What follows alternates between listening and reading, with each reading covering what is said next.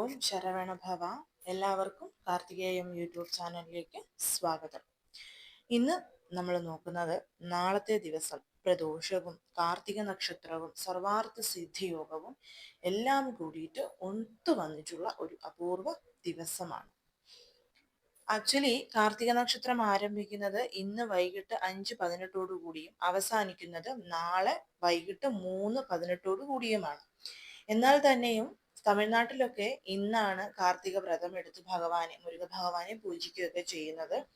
പക്ഷെ നമുക്ക് നാളെയും അത് ചെയ്യാവുന്നതാണ്. കാരണം നാളെ സൂര്യോദയ സമയത്ത് കാർത്തിക നക്ഷത്രം ഉള്ളത് കൊണ്ട് തന്നെ നമുക്ക് ആ ഒരു ദിവസവും ഭഗവാനെ പൂജിക്കാനായിട്ട് എടുക്കാം. ഇപ്പൊ ഡീറ്റെയിൽ ആയിട്ട് കാർത്തിക വ്രതം എടുത്ത് ഭഗവാനെ പൂജിക്കേണ്ടത് എങ്ങനെയാണെന്നുള്ളൊരു വീഡിയോ ഞാൻ ഇട്ടിട്ടുണ്ട്. നിങ്ങൾക്കത് അങ്ങനെ വേണമെങ്കിൽ ചെയ്യാം. അങ്ങനെ അല്ല എന്നുണ്ടെങ്കിൽ സാധാരണ ഞാനിപ്പോൾ പറയുന്ന കാര്യങ്ങൾ നാളത്തെ ദിവസം ചെയ്താൽ മതി. ഇനി നാളെ ഇത് ചെയ്യാൻ താല്പര്യമില്ല എന്നുള്ളവർക്ക് ഇന്ന് വേണമെങ്കിലും ഈ മന്ത്രം ചൊല്ലി ഭഗവാനെ പൂജിക്കാവുന്നതാണ്. അതിലൊന്നും തെറ്റുകളൊന്നും തന്നെ ഇല്ല. പ്രദോഷവും അതേപോലെ കാർത്തിക നക്ഷത്രവും ഒന്നിച്ചു വന്നിരിക്കുന്ന ഒരു അപൂർവ ദിവസം. ഞാൻ പറഞ്ഞു, മഹാദേവനെയും മുരുക ഭഗവാനെയും നമുക്ക് ഒന്നിച്ച് പ്രാർത്ഥിക്കാൻ കിട്ടിയിരിക്കുന്നു. അച്ഛനെയും മകനെയും ഒന്നിച്ച് പ്രാർത്ഥിക്കാൻ കിട്ടിയിരിക്കുന്നു. ഇതൊക്കെ നമുക്ക് വളരെ അപൂർവമായി മാത്രമേ സംഭവിക്കുകയുള്ളൂ. അപ്പം ഈ പ്രാവശ്യത്തെ പ്രദോഷത്തിന്റെ പ്രത്യേകത എന്ന് പറയുന്നത് തിങ്കൾ പ്രദോഷമാണ്. അതും കറുത്ത പക്ഷ തിങ്കൾ പ്രദോഷം. ഒരു മാസം നമുക്ക് 2 പ്രദോഷം വരാറുണ്ടെങ്കിലും അതിലെ കറുത്തപക്ഷ പ്രദോഷത്തിന് വളരെയധികം പ്രാധാന്യവുമുണ്ട്. ആ ഒരു പ്രദോഷം എന്ന് പറയുന്നത് വളരെയധികം പവർഫുൾ ആയിട്ടുള്ള ഒരു പ്രദോഷവുമാണ്. സോ കഴിയുന്നതും എല്ലാവരും നാളത്തെ ദിവസം വ്രതം എടുക്കാനും മഹാദേവനെ പൂജിക്കാനും ഒപ്പം തന്നെ മുരുക ഭഗവാനെ പൂജിക്കാനും ഒക്കെ ശ്രമിക്കേണ്ടതാണ്. കൂടാതെ സർവാർത്ഥ സിദ്ധി യോഗവും കൂടിയിട്ടുണ്ട്. എന്താണ് സർവാർത്ഥ സിദ്ധി യോഗം എന്നുള്ളത് ഒരുപാട് പേർക്ക് ചിലപ്പം ഒരു സംശയമായിരിക്കും. ഞാൻ ഇതിനു മുൻപും നമ്മുടെ വീഡിയോയിൽ സർവാർത്ഥ സിദ്ധി യോഗത്തെക്കുറിച്ച് ഡീറ്റെയിൽ ആയിട്ട് തന്നെ പറഞ്ഞു തന്നിട്ടുണ്ട്. എന്താണ് സർവാർത്ഥ സിദ്ധി യോഗം, സർവാർത്ഥ സിദ്ധി യോഗ സമയത്ത് നമ്മൾ എന്ത് ചെയ്താലാണ് ഫലം ഉണ്ടാവുന്നത്, അങ്ങനെയുള്ള കാര്യങ്ങളൊക്കെ. അപ്പം ആദ്യമായിട്ടാണ് ആരെങ്കിലും ഈ ഒരു വീഡിയോ കാണുന്നത് എന്നുണ്ടെങ്കിൽ എന്താണ് സർവാർത്ഥ സിദ്ധി യോഗം എന്നുള്ളത് ഞാനൊന്ന് പറഞ്ഞു തരാം. സിദ്ധി യോഗം എന്ന് പറയുന്നത് നമ്മുടെ ആസ്ട്രോളജിക്കലി പരമായി പറഞ്ഞാൽ വളരെയധികം ഓസ്പിഷ്യസ് ആയിട്ടുള്ള ഒരു സമയമാണ്. ഈ ഒരു സമയത്ത് നമ്മൾ എന്തൊരു തീരുമാനമെടുത്ത് അത് ചെയ്യാൻ തുടങ്ങിയാലും അതിന് വിജയമുണ്ടാകുമെന്നും അതിൽ നിന്ന് നമ്മൾ പ്രതീക്ഷിക്കുന്നത് പോലെ പോസിറ്റീവ് ആയിട്ടുള്ള ഒരു റിസൾട്ട് നമുക്ക് കിട്ടും എന്നുള്ളതാണ് പറയുന്നത്. പുതിയ പുതിയ എന്തൊരു കാര്യങ്ങൾ നമുക്ക് തുടങ്ങാനും പറ്റിയിട്ടുള്ള ഒരു ദിവസമാണ് ഈ ഒരു സർവാർത്ഥ സിദ്ധി യോഗം എന്ന് പറയുന്നത്. സർവാർത്ഥ സിദ്ധി യോഗ സമയം ആരംഭിക്കുന്നത് നാളെ തിങ്കളാഴ്ച വൈകിട്ട് 3 മണിക്ക് ശേഷമാണ്. അവസാനിക്കുന്നത് ചൊവ്വാഴ്ച അതിരാവിലെ 6 മണി. അപ്പം നമ്മൾക്ക് ഈ ഒരു ഭഗവാനെ പൂജിക്കാൻ, അതായത് പ്രദോഷ സന്ധ്യയിലും പിറ്റേ ദിവസം ബ്രഹ്മമുഹൂർത്തത്തിൽ, ചൊവ്വാഴ്ച ബ്രഹ്മമുഹൂർത്തത്തിൽ എഴുന്നേറ്റ് പൂജ ചെയ്യുന്നവർക്കും ഒക്കെ ഈ ഒരു സർവാർത്ഥ സിദ്ധി യോഗത്തിന്റെ ഫലം തീർച്ചയായിട്ടും ലഭിക്കുക തന്നെ ചെയ്യും. അപ്പം നിങ്ങൾക്ക് എപ്പോൾ പൂജ ചെയ്യണം, എങ്ങനെ പൂജ ചെയ്യണം എന്നൊക്കെ നിങ്ങൾക്ക് തന്നെ തീരുമാനിക്കാം. പിന്നെ പ്രദോഷം എന്ന് പറയുമ്പം നമുക്കറിയാം, ദിവസം പ്രദോഷ സന്ധ്യയിൽ മഹാദേവനെ പൂജിക്കുന്നതാണ് ഏറ്റവും ഉത്തമം. അതും തിങ്കളാഴ്ച വന്നിരിക്കുന്ന പ്രദോഷ സന്ധ്യയ്ക്ക് വളരെയധികം പവറുണ്ട്. സോ നമ്മള് വൈകിട്ട്, അതായത് നാളെ വൈകിട്ട് 4:30 മുതൽ 6 വരെയും 6 മുതൽ 7:30 വരെയും വരുന്ന ആ ഒരു 3 മണിക്കൂർ സമയത്ത് ക്ഷേത്ര ദർശനമൊക്കെ നടത്തി മഹാദേവനെ പൂജിക്കുന്നതാണ് ഏറ്റവും നല്ല കാര്യം. ജോലിക്കൊക്കെ പോകുന്നവർക്കൊക്കെ ആണെങ്കിൽ ഈസി ആയിട്ടുള്ള ടൈം പീരീഡ് ആണിത്. പിന്നെ എപ്പോഴും പറയുന്നത് പോലെ നിങ്ങൾക്ക് എങ്ങനെയാണ് വ്രതം എടുക്കേണ്ടത് എന്നൊക്കെ അറിയാമെന്ന് എനിക്കറിയാം. എങ്കിൽ പോലും തലേ ദിവസമായ ഇന്ന് നോൺ വെജ് കഴിക്കരുത്. നോൺ വെജ് കഴിക്കാതെ വൈകിട്ട് അരിയാഹാരം ഉപേക്ഷിച്ച് മറ്റെന്തെങ്കിലും ഫുഡ് കഴിച്ച് തിങ്കളാഴ്ച സൂര്യോദയത്തിന് മുൻപ് ഉണർന്ന് കുളിച്ച് പൂജാമുറിയിൽ വിളക്ക് തെളിയിക്കണം. ശിവഭഗവാന്റെ ഫോട്ടോയും മുരുക ഭഗവാന്റെ ഫോട്ടോയൊക്കെ തുടച്ച് മഞ്ഞൾ കുങ്കുമം പൊട്ടൊക്കെ വെക്കുന്നവരാണെങ്കിൽ അതൊക്കെ വെച്ച് രണ്ടുപേർക്കും കൂവളത്തിലെയും അതുപോലെ തന്നെ മുരുക ഭഗവാന് ചുമന്ന കളറിലെ പൂക്കൾ കൊണ്ടുള്ള മാലകളും ഒക്കെ അണിയിച്ച്, ശിവലിംഗം ഉണ്ടെങ്കിൽ ശിവലിംഗത്തിന് അഭിഷേകം ചെയ്യണം, വേലുണ്ടെങ്കിൽ വേലിന് അഭിഷേകം ചെയ്യണം. അതിനുശേഷം അറിയാവുന്ന ഓം നമ ശിവായ, ശരവണ ഭവ, സ്കന്ധ ഷഷ്ഠി കവചം, പഞ്ചാക്ഷരി മന്ത്രം എന്താണോ നിങ്ങൾക്കറിയാവുന്നത് അതൊക്കെ ചൊല്ലി പൂജിക്കാവുന്നതാണ്. അതിനോടൊപ്പം ഞാൻ ഈ പറയുന്ന മന്ത്രം ചൊല്ലി നമ്മൾ പ്രാർത്ഥന ചെയ്യേണ്ടത് വൈകിട്ടുള്ള സമയത്താണ്. അപ്പം മഹാദേവന് ചെയ്യേണ്ടുന്ന ഒരു പ്രത്യേകമായിട്ടുള്ളൊരു വഴിപാടും മുരുക ഭഗവാന് ചൊല്ലേണ്ടുന്ന മന്ത്രവും ഞാൻ പറഞ്ഞിട്ടുണ്ട്. നിങ്ങൾക്ക് മുരുക ഭഗവാനെ വേണമെങ്കിൽ രാവിലെ പ്രാർത്ഥിക്കാവുന്നതാണ്. കാരണം കാർത്തിക നക്ഷത്രം രാവിലെ ഉണ്ടല്ലോ. അപ്പം ബ്രഹ്മമുഹൂർത്ത സമയത്ത് നമ്മൾ എഴുന്നേറ്റ് ഞാൻ ഈ പറഞ്ഞ കാര്യങ്ങളൊക്കെ ചെയ്തിട്ട് ഭഗവാന്റെ 6 മന്ത്രങ്ങൾ, ഇത് എപ്പോഴും ഞാൻ പറയുന്നതാണ്. നമ്മൾ ഈ കാർത്തിക നക്ഷത്രം വരുമ്പം നമ്മൾ ഭഗവാനെ ഈ 6 മന്ത്രങ്ങൾ ചൊല്ലി തന്നെ പൂജിക്കണം. അന്നത്തെ ദിവസം നമ്മൾ ഭഗവാനെ എല്ലാം 6 വസ്തുക്കൾ ആ രീതിയിൽ ചെയ്യുന്നതാണ് നല്ലത്. ഇപ്പം ഞാൻ നിങ്ങൾക്ക് പറഞ്ഞു തരാൻ പോകുന്ന ഈ മന്ത്രം ഇതിനു മുൻപ് ഞാൻ പറഞ്ഞു തന്നിട്ടുള്ളതാണ്. അപ്പം ഈ മന്ത്രം ചൊല്ലി ഭഗവാന് വ്യത്യസ്ത 6 പൂക്കൾ സമർപ്പിച്ച് പൂജ ചെയ്യാൻ പറ്റിയാൽ ഏറ്റവും നല്ലതാണ്. നിർബന്ധമൊന്നുമില്ല, ഞാൻ പറഞ്ഞു എന്ന് മാത്രമേ ഉള്ളൂ. അപ്പൊ ആ മന്ത്രം എന്ന് പറയുന്നത് ഇതാണ്: ശരഹണ ഭവ രഹണ ഭവശ ഹണ ഭവശര ണ ഭവശരഹ ഭവശരഹണ വശര ഹണഭ. ഇതാണ് ആ 6 മന്ത്രങ്ങൾ. ഈ ഓരോ മന്ത്രവും ചൊല്ലുമ്പോൾ ഓരോ പൂക്കളായിട്ട് അങ്ങനെ 6 വ്യത്യസ്ത പൂക്കളൊക്കെ ഭഗവാന് സമർപ്പിക്കാൻ സാധിക്കുമെങ്കിൽ അങ്ങനെ ചെയ്യാം.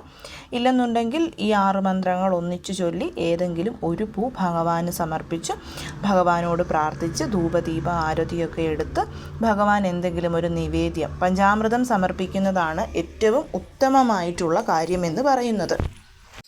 ഞാനിത് വൈകിട്ട് ചെയ്താൽ മതി എന്ന് പറയാൻ കാരണം, വൈകിട്ടാകുമ്പം നമുക്ക് മഹാദേവനെയും മുരുക ഭഗവാനെയും കൂടി ഒന്നിച്ച് പ്രാർത്ഥിക്കാൻ പറ്റും.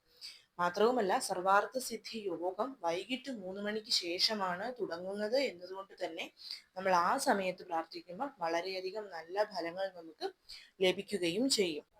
പിന്നെ പ്രദോഷവ്രതം എടുക്കുന്നവർ, ഞാൻ പറഞ്ഞതുപോലെ പ്രദോഷ സന്ധ്യയ്ക്ക് പോകാൻ പറ്റുമെങ്കിൽ അങ്ങനെ, അല്ലെങ്കിൽ എപ്പോഴാണോ നിങ്ങൾക്ക് ശിവക്ഷേത്ര ദർശനം നടത്താൻ പറ്റുന്നത്, അവിടെ മുരുക ഭഗവാനും ഉണ്ടെങ്കിൽ 2 പേർക്കും നിങ്ങളെ കൊണ്ട് പറ്റുന്ന വഴിപാടുകളൊക്കെ ചെയ്യണം. മുരുക മഞ്ഞ കളറിലെ പട്ടും ശിവഭഗവാന് നീലയോ അല്ലെങ്കിൽ വെളുത്ത കളറിലെ പട്ടും കൂവളത്തില, അതുപോലെ തന്നെ ഭഗവാന് അരളിപ്പൂമാല, അങ്ങനെ അവനവനെ കൊണ്ട് പറ്റുന്ന സാമ്പത്തിക സ്ഥിതി അനുസരിച്ചുള്ള വഴിപാടുകൾ നമ്മൾ ക്ഷേത്രത്തിലും ചെയ്യണം.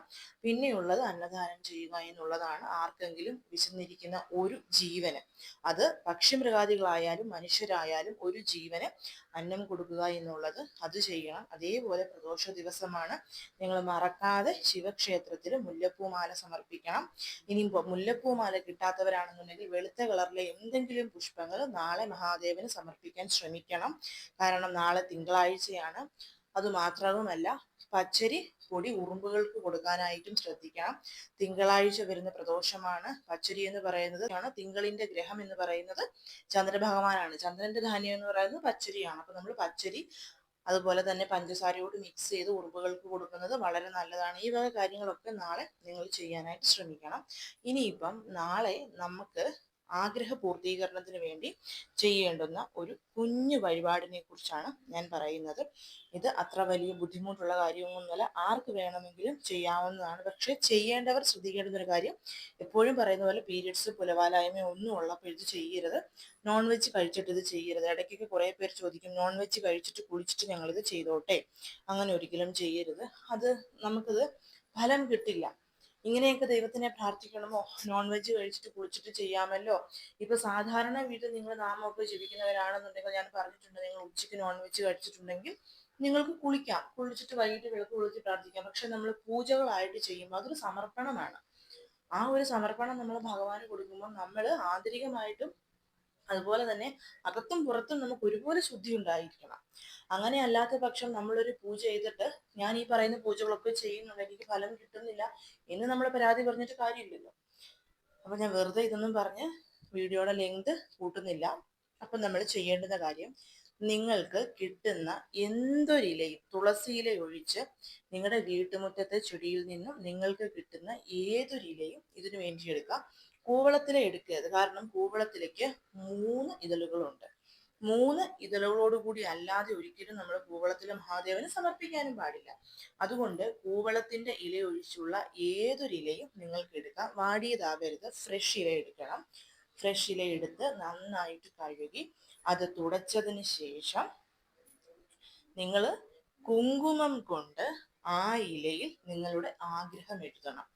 കുങ്കുമവും റോസ് വാട്ടറും നമ്മുടെ കുങ്കുമപ്പൂവും കൂടി മിക്സ് ചെയ്യാൻ പറ്റിയാൽ ഏറ്റവും നല്ലതാണ്. ഇപ്പം റോസ് വാട്ടർ ഇല്ല, കുങ്കുമപ്പൂ ഇല്ല എന്നൊക്കെ വിഷമമുള്ളവർ അതൊന്നും പേടിക്കേണ്ട ആവശ്യമില്ല.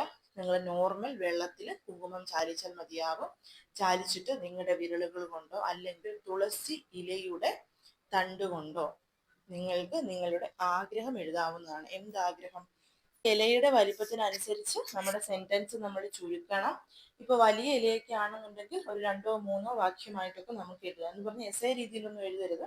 ഞാൻ ആഗ്രഹിച്ചതുപോലെ എനിക്കൊരു കാർ ലഭിച്ചു, ഞാൻ ആഗ്രഹിച്ച കമ്പനിയിൽ, ഞാൻ ആഗ്രഹിച്ച പൊസിഷനിൽ എനിക്കൊരു ജോലി ലഭിച്ചു, ഞാൻ ആഗ്രഹിച്ചതുപോലെ നല്ല ഒരു മരുമകനെ അല്ലെങ്കിൽ മരുമകളെ എനിക്ക് ലഭിച്ചു, അഡ്മിഷൻ ലഭിച്ചു, അങ്ങനെ എന്ത് കാര്യവും നിങ്ങൾ എഴുതുക.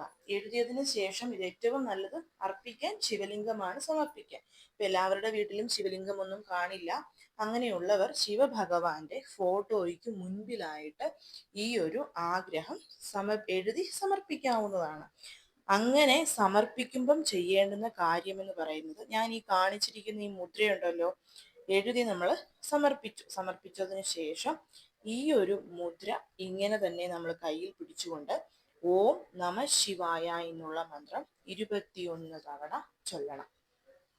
21 തവണ മാത്രം ചൊല്ലിയാൽ മതി. അതിനുശേഷം അന്നത്തെ സന്ധ്യയ്ക്ക് മുൻപ്, അതായത് രാത്രി 7:30 മുൻപ് ഈ ഇല എടുത്തുകൊണ്ടുപോയി നമ്മൾ ഏതെങ്കിലും ആൽമരത്തിന്റെ ചുവട്ടിലോ, ഇല്ലെങ്കിൽ ഇനി ആൽമരം ഇല്ലെന്നുണ്ടെങ്കിൽ നിങ്ങളുടെ വീടിനടുത്തുള്ള മരം ഏതാണെങ്കിലും അതിന് ചുവട്ടിലായിട്ട് സമർപ്പിക്കണം. ചെടികളുടെ ചുവട്ടിൽ സമർപ്പിക്കരുത്. സാമാന്യം നല്ല വലിപ്പവും വണ്ണവുമുള്ള മരച്ചുവട്ടിൽ തന്നെ സമർപ്പിക്കണം. ആലിന്റെ മരമായാൽ ഏറ്റവും നല്ലതാണ്. ഇത് നിങ്ങളിപ്പോ വൈകിട്ട് ക്ഷേത്രത്തിൽ പോകാൻ വേണ്ടി ഇരിക്കുകയാണെന്നുണ്ടെങ്കിൽ ഒരു 4:30 ആകുമ്പോൾ പ്രദോഷം തുടങ്ങുമല്ലോ. അപ്പൊ ആ ഒരു സമയത്ത് നിങ്ങൾക്ക് മഹാദേവന് മുൻപിൽ മാത്രം ഒരു വിളക്ക് കത്തിച്ചു വെച്ച് ഈ ഒരു പരിഹാരം ചെയ്ത് സമർപ്പിച്ചതിന് ശേഷം ആ ഇലയും എടുത്ത് ക്ഷേത്രത്തിൽ പോകാവുന്നതാണ്. എന്നിട്ട് പോകുന്ന വഴിക്ക് ക്ഷേത്രത്തിൽ എന്തായാലും മിക്ക ക്ഷേത്രങ്ങളിലെ മുൻപിലും ഒരു മരം ഉണ്ടാകും.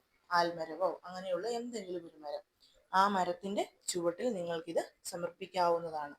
ഇത് മാത്രമേ ചെയ്യേണ്ടതുള്ളൂ. വളരെ പവർഫുൾ ആയിട്ടുള്ള ഒരു പരിഹാരമാണ്. ഇത് ചെയ്തു കഴിഞ്ഞാൽ കറക്റ്റ് ഒരു 15 ദിവസം, കൂടിപ്പോയ ഒരു 30 ദിവസം, 2 പ്രദോഷം എന്നുള്ളതാണ് ഒരു കണക്ക്. അതായത് ഇത് ചെയ്ത് 2 പ്രദോഷത്തിനുള്ളിൽ നമുക്ക് നമ്മുടെ ആഗ്രഹം സാധിച്ചു കിട്ടിയിരിക്കും. ചെയ്യുമ്പം ആ ഒരു വിശ്വാസം വേണം. ഈ ഒരു മുദ്ര കയ്യിൽ വെച്ചുകൊണ്ട് തന്നെ വേണം നമ്മൾ ഈ ഒരു മന്ത്രവും ചൊല്ലാൻ വേണ്ടിയിട്ട്. അപ്പം ഇതാണ് നമ്മൾ നാളെ ചെയ്യേണ്ടുന്ന കാര്യമെന്ന് പറയുന്നത്. എല്ലാവരും ഇത് ചെയ്യണം. എല്ലാവരെയും മുരുകൻ അനുഗ്രഹിക്കട്ടെ. ഓം ശരവണ ഭവ.